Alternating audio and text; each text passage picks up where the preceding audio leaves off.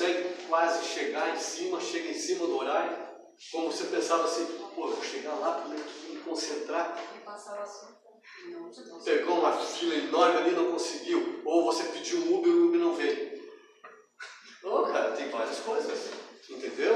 Que a gente tem que começar a pensar, porque é o dia a dia nosso. Melhora isso, aí chega aqui o desafeto, se for o caso, está sentado. Então, e é justamente isso.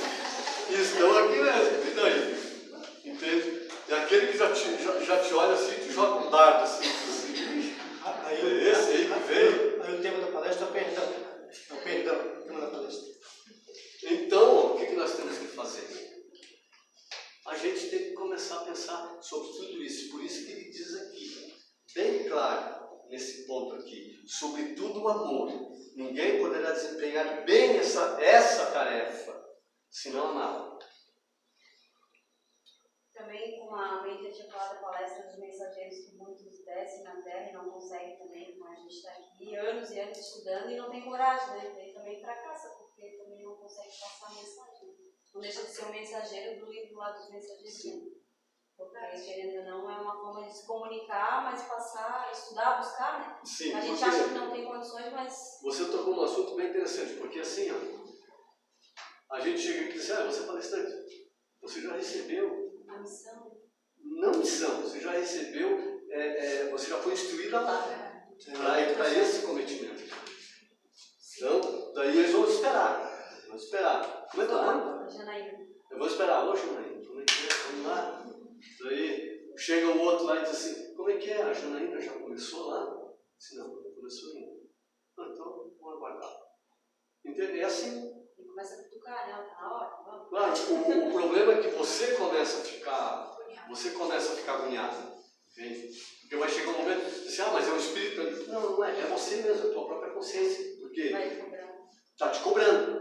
Você não está sabendo por quê, mas está te cobrando alguma coisa. E isso é para qualquer trabalho também, entende? Então, agora, quando você entra no trabalho, vamos supor assim, um trabalho de canto. Não vou falar só de palestra, um trabalho de canto. Tinha que cantar lá na casa espírita, não quero. A gente quer, mas às vezes não tem coragem, Sim, né? você não quer, justamente por isso. Então o que você precisa trabalhar primeiramente? Isso serve para quem é expositor de alguma coisa.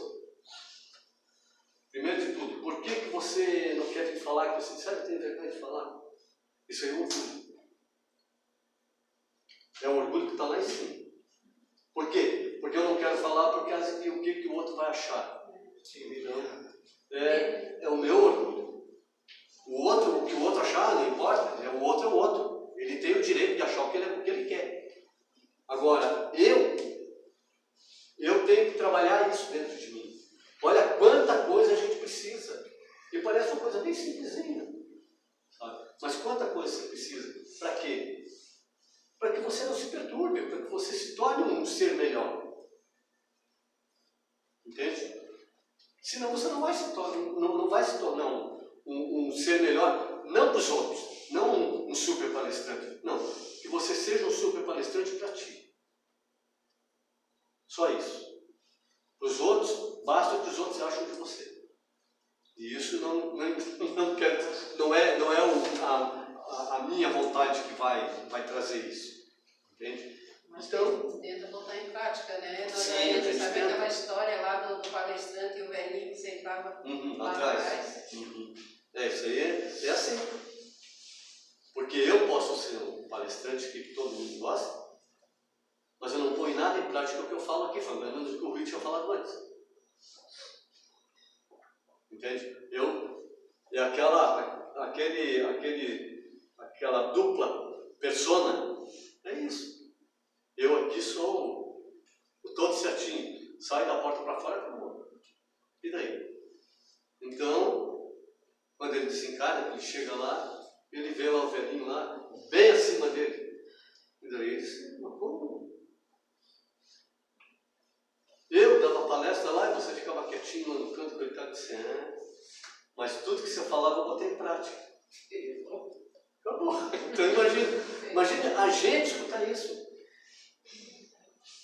Esse que é importante. É falar de coração, né? Ele não falava às vezes de Claro. coração também. E a gente escutar isso. Eu me achar o máximo aqui, e quando eu chego lá, aquele que eu... Porque é com um olhar de menosprezo. É julgamento e menosprezo. Chega lá e está muito melhor que eu. Então, e isso tem... Nós temos aí um livro Voltei, que eu acho que todo mundo deve ler. Toda pessoa que adentra a doutrina espírita deve ler o livro Voltei. Porque é interessante, justamente porque esse livro fala de um grande espírita aqui no plano terreno. Tanto que ele criou a imprensa espírita. Ele que criou o jornal, ele que comprou as máquinas, o maquinário todo, porque ele era muito rico. E fez milhares de benfeitorias e distribuiu benesses para muita gente. E ele, uma hora, foi embora para ele. E quem veio buscar ele? Quem veio buscar ele foi Bezerra de Menezes e tem um outro que foi o que traduziu a primeira edição do Evangelho. Foram os que vieram buscar ele. Quando ele chegou na espiritualidade, ele viu aquele clarão vindo, de repente o clarão parou e quando ele viu, eram os dois chegando. Guilherme Ribeiro, isso mesmo. Eram os dois que levaram ele após o desencarne. E daí ele começa a contar a história. Que a história é a história de todo espírito, praticamente. Então, até a filha dele, que já tinha desencarnado antes dele, ela tinha uma luz, um brilho muito maior que ele. E para a filha, então, ele falou, num determinado momento, disse, pô, eu tô avexado, porque, olha, todo mundo tem luz e a minha não é nada. Daí ela falou para ele, com todo carinho, tudo assim, pois é. Todo o trabalho que você fez, tem um monte de gente aqui que te adora por isso. Mas todo o trabalho que você fez daqui para fora, você não fez o trabalho de dentro. Por que ele não fez o trabalho para dentro? Porque ele seguiu um caminho que não era dele? Não, o caminho era o dele. Não que não fosse. Só que não soube usar também esse benefício para si próprio. Autoconhecimento. Omissão? Pode colocar como omissão dele próprio, porque assim, é muito mais fácil eu ajudar o Robson, porque se eu estiver ajudando o Robson, eu não estou mexendo com as minhas coisas aqui que eu não quero mexer.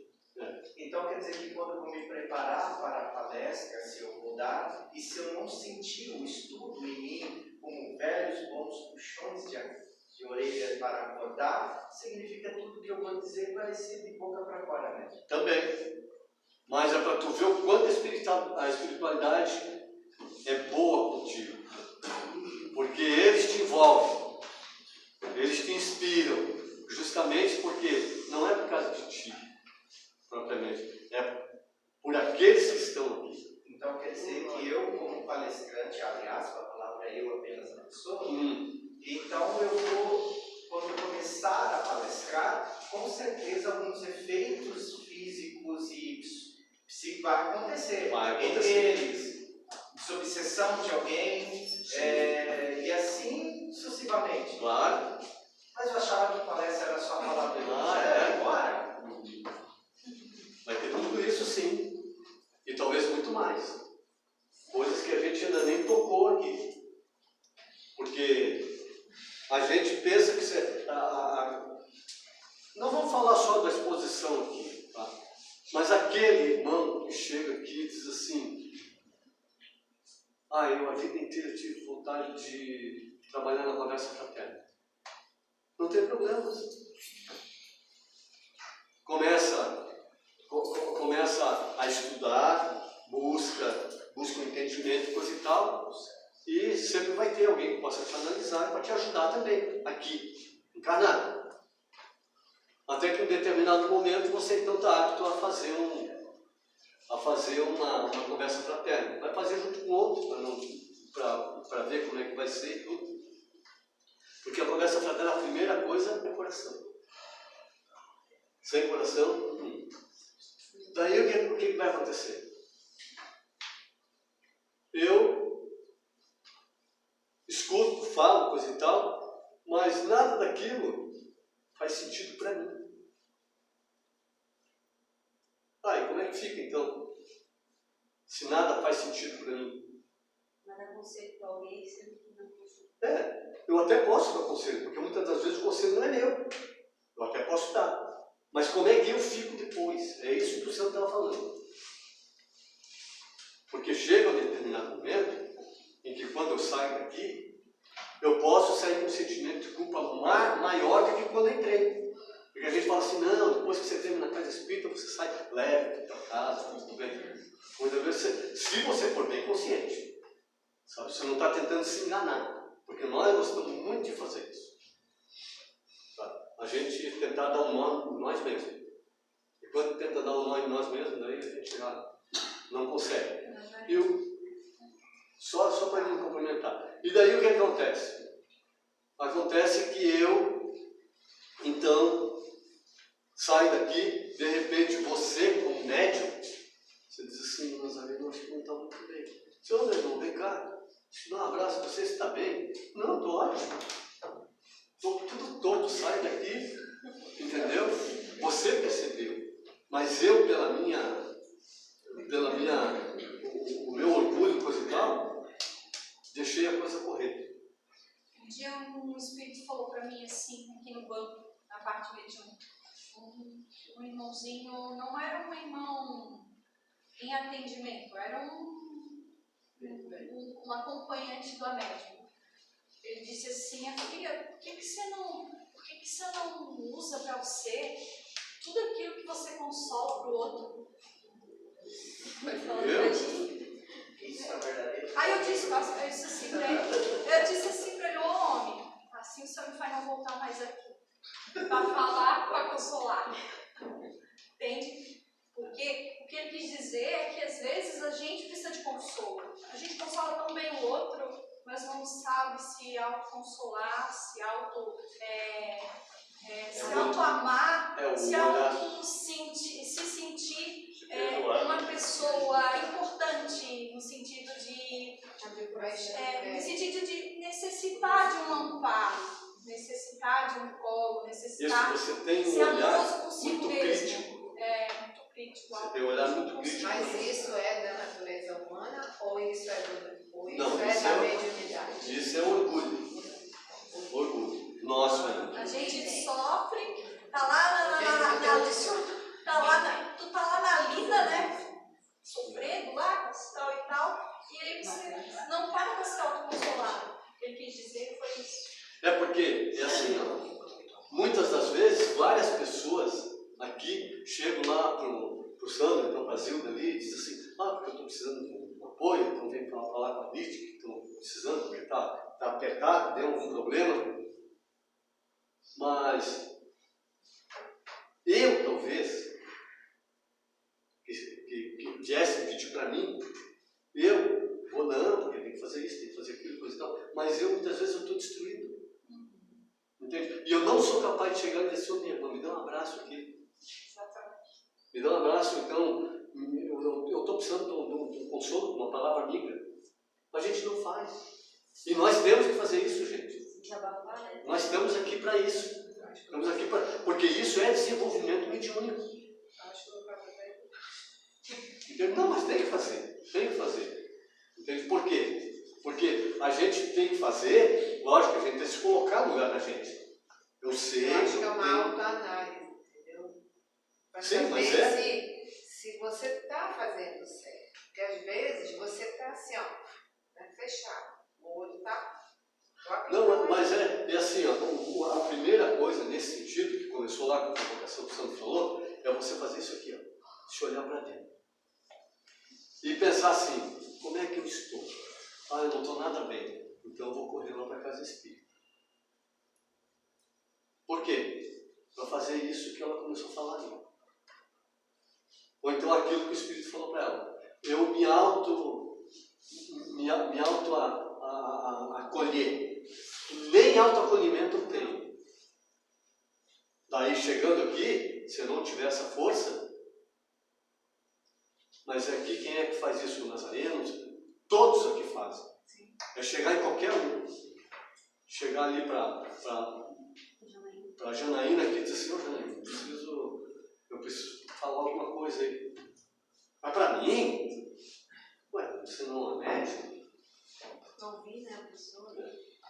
Porque se você se dispõe a ouvir, é sinal de que você já está desenvolvendo aquilo que realmente é teu. Transmitir energia E o que André Luiz diz, quando o trabalhador está pronto, o trabalho aparece. Muitas vezes aparece esse trabalho porque já está pronto, já está apto a servir.